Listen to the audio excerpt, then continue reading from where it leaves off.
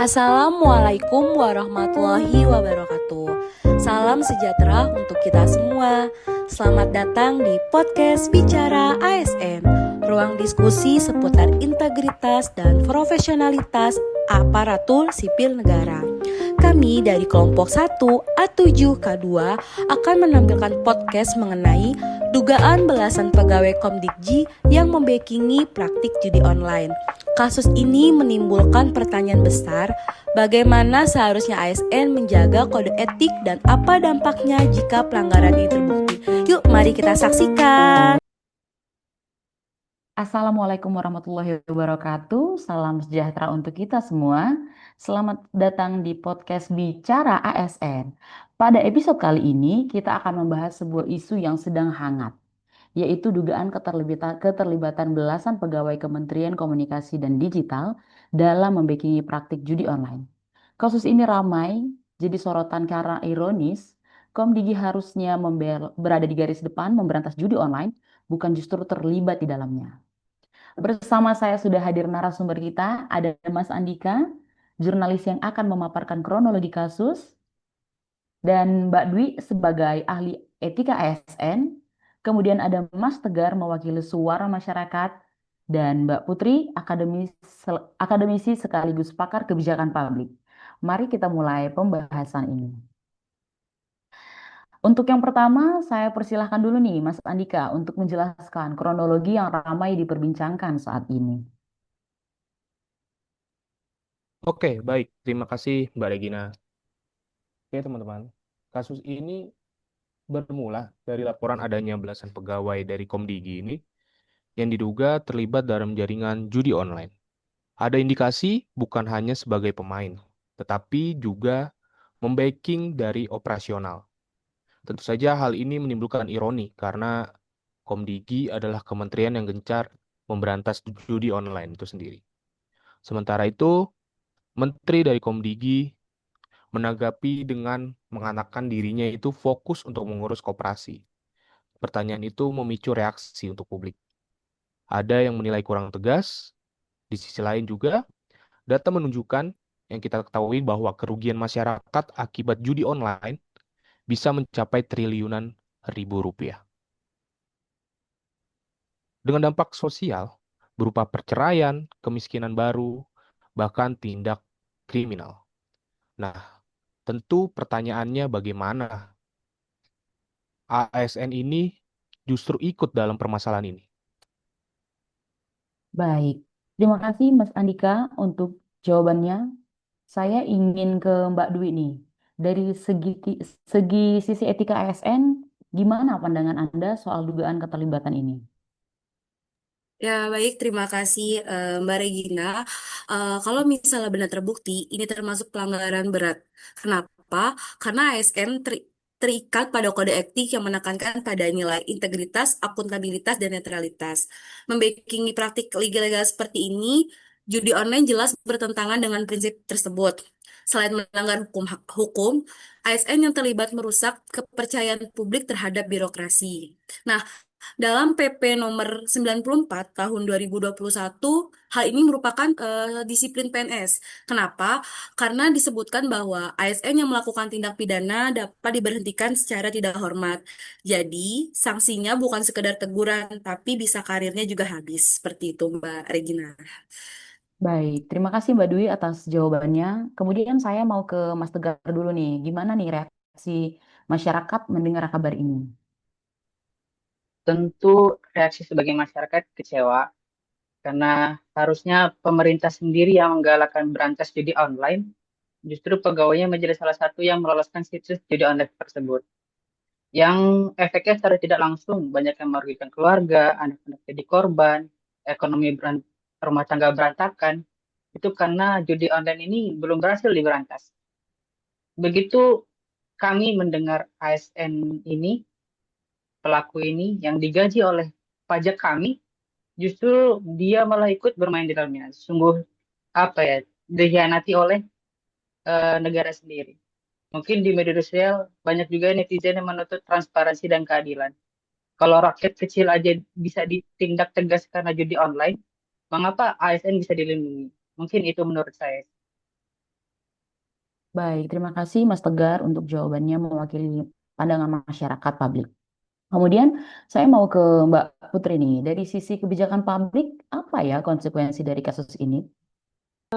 Baik, Mbak Regina, untuk dari sisi kebijakan publik, yang pertama itu ini meruntuhkan kepercayaan publik.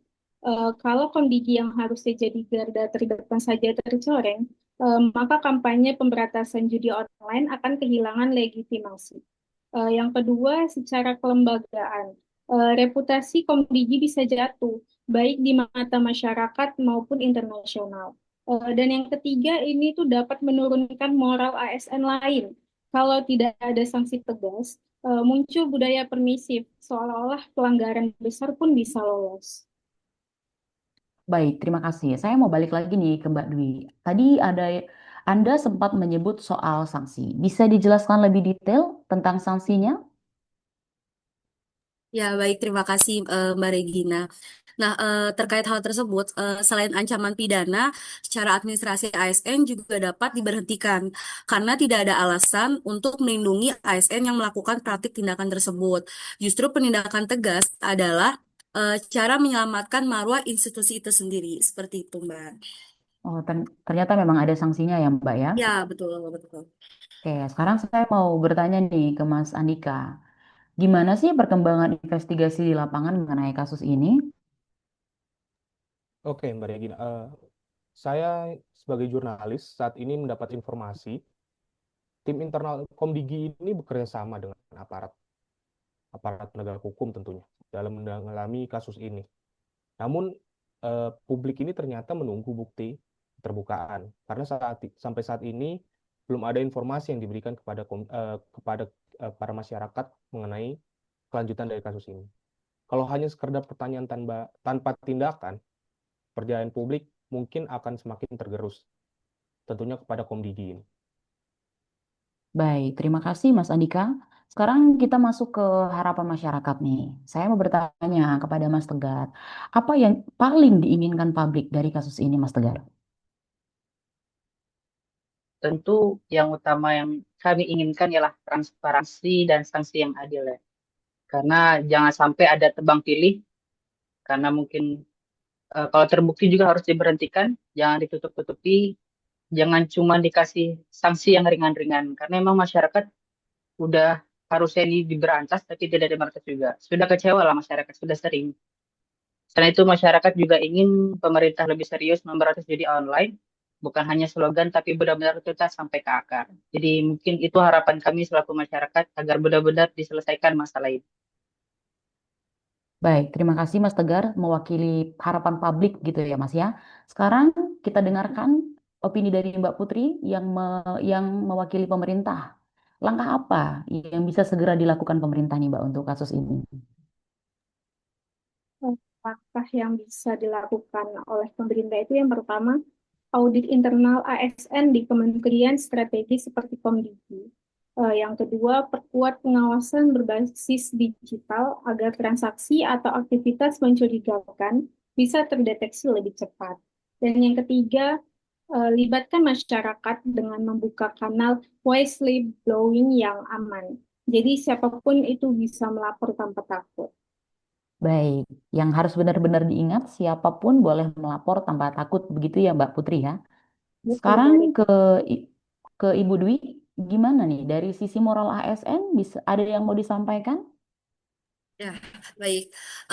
ASN itu kan merupakan wajah negara ya. Kalau mereka jatuh pada praktik ilegal, gimana pasti kan citra negara ikut rusak. Karena hal tersebut, setiap ASN itu harus menanamkan kesadaran bahwa kode etik itu bukan sekedar aturan tertulis, tetapi kompas moral yang harus dijaga setiap saat. Terima kasih Mbak Dwi. Sekarang mari kita bahas tentang solusi jangka panjang nih. Menurut Mbak Putri, solusi jangka panjang yang harus kita ambil untuk kasus ini, gimana nih Mbak Putri pandangannya? Untuk solusi jangka panjang ini itu ada 3 lapis. Yang pertama itu perbaikan regulasi pengawasan ASN agar tidak hanya administratif, tapi juga berbasis risiko. Yang kedua, peningkatan kapasitas ASN melalui pendidikan integritas dan literasi digital. Dan yang ketiga, budaya organisasi harus dibangun agar setiap pelanggaran kecil sekalipun tidak ditoleransi. Jadi kasus ini bisa jadi momentum reformasi, tapi harus ada kemauan politik yang kuat. Nah, saya sepakat dengan pendapat dari Mbak Putih ya. Karena integritas ASN itu tidak bisa dibangun hanya dengan aturan saja. Harus ada keteladanan dari pemimpin serta keberanian menindak tegas tanpa ada kompromi.